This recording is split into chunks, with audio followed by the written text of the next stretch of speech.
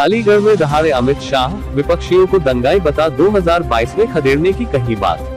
अपने निर्धारित समय से 1 घंटे की देरी से अलीगढ़ में पहुंचे अमित शाह व डिप्टी सीएम केशव प्रसाद मौर्य के द्वारा विपक्षियों पर जमकर सवाल खड़े की है। उनके द्वारा सपा सहित कांग्रेस को दंगाइयों की सरकार बताया है। वहीं दूसरी ओर अमित शाह के द्वारा आज अलीगढ़ के ताला नगरी में सभा को संबोधित करते हुए विपक्षियों पर दंगा कराने के आरोप के साथ साथ तमाम तरह के तंज कसे हैं। दूसरी ओर सुरक्षा व्यवस्था की दृष्टि से रैली स्थल पर मंच से लेकर कॉटेज, दीर्घा, गैलरी, वाहन पार्किंग व हेलीपैड की सुरक्षा के लिए 30 मजिस्ट्रेट तैनात किए गए हैं, जिन्हें अलग अलग जिम्मेदारियां सौंपी गई हैं। रैली स्थल से लेकर शहर भर में सुरक्षा के कड़े बंदोबस्त किए गए हैं। बाहरी जिलों से फोर्स उपलब्ध बुलाया गया था। ताजा तरीन खबरों को देखने के लिए दैनिक छठी आंख समाचार को सब्सक्राइब और लाइक करना न भूले। ब्यूरो चीफ अनीस अहमद की रिपोर्ट अलीगढ़। दरअसल पूरा मामला जिला अलीगढ़ के हरदुआगंज क्षेत्र में स्थित ताला नगरी का है, जहां आज देश के गृह मंत्री अमित शाह व डिप्टी सीएम केशव प्रसाद मौर्य के द्वारा विशाल जनसभा को संबोधित किया गया।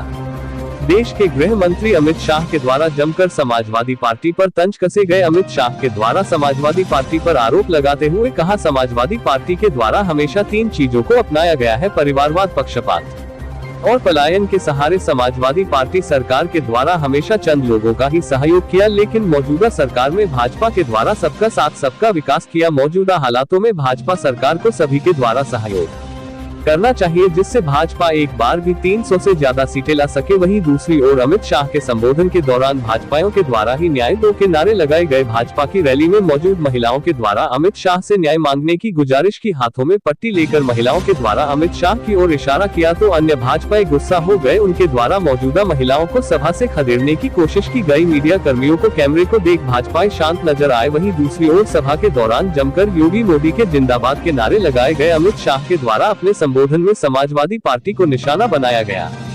बाइट संबोधन अमित शाह, प्रदर्शनकारी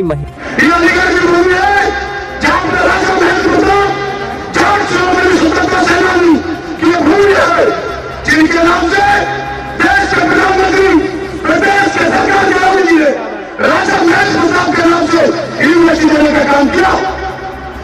देश के प्रधानमंत्री मोदी जी और प्रदेश के मुख्यमंत्री योगी जी ने यहाँ पर डिफेंस को इग्नोर देने का काम किया। ये अलीगढ़ में डिफेंस को इग्नोर क्यों बना? ये इसलिए बना कि मेरे देश में ही अलीगढ़ की भूमि पर यहीं पर गोले बनेंगे और मेरा इसी अलीगढ़ का बेटा अपने गोले को पाकिस्तान के इस्लामाबाद के सीने पर दागेगा। इसलिए बने रहे गोले, इसलिए लड़ने का काम किया। इसलिए देश अलीगढ़ की भूमि इतिहास रखती है।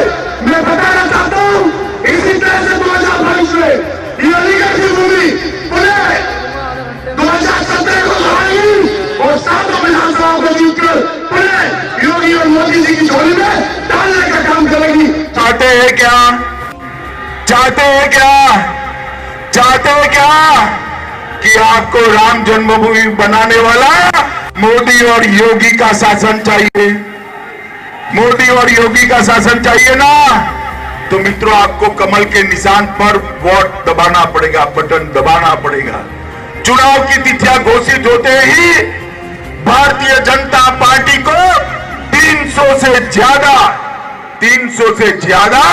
सीटों के साथ सत्ता में वापिस लाना पड़ेगा।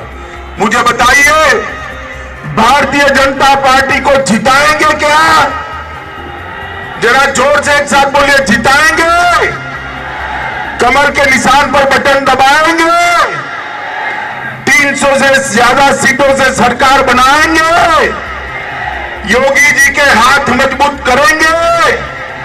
मोदी जी के हाथ मजबूत करेंगे?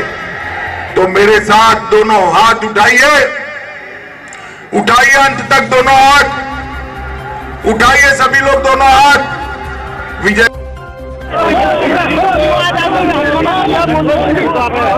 मुझे मजबूरी में भैया यहाँ आना पड़ा। 1 साल से ज्यादा हो गई, घूमते घूमते कहीं न्याय नहीं मिला, तब मजबूरी में मुझे यहाँ आना पड़ा है। क्या मामला क्या था? मामला ये था, 1 साल पहले मुझे धोखे में रखते मेरे पति ने शादी कर ली। उसके बाद 1 साल से आज तक चार्जशीट नहीं आई। छोटे अधिकारी से लेके बड़े अधिकारी तक गई हूँ मैं, उसके बाद भी आज तक चार्जशीट नहीं आई। सांसद जी के पास भी गई, उनके पास भी गई नहीं, उनके पास भी गई, सांसद जी के पास भी गई।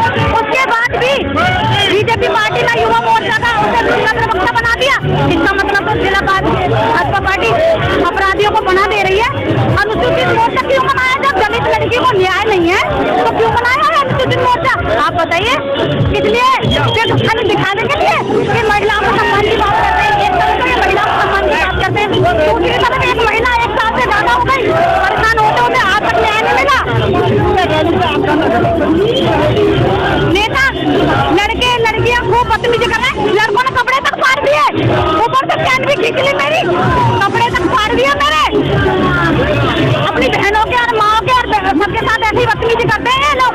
बताइए आप लोग, अगर इन्हें इतना ही वो है, अब कह रहे हैं सारे लोग हम दिलवाएंगे, तब से कहाँ हो रहे थे ये लोग? वो रणनीति बनाऊंगी आगे, अगला कदम मेरा क्या होगा अभी मैंने सोचा नहीं है। दिल्ली सफदरजंग में माँ बीमार पड़ी है, उनको छोड़ के आई हूँ सिर्फ न्याय के लिए।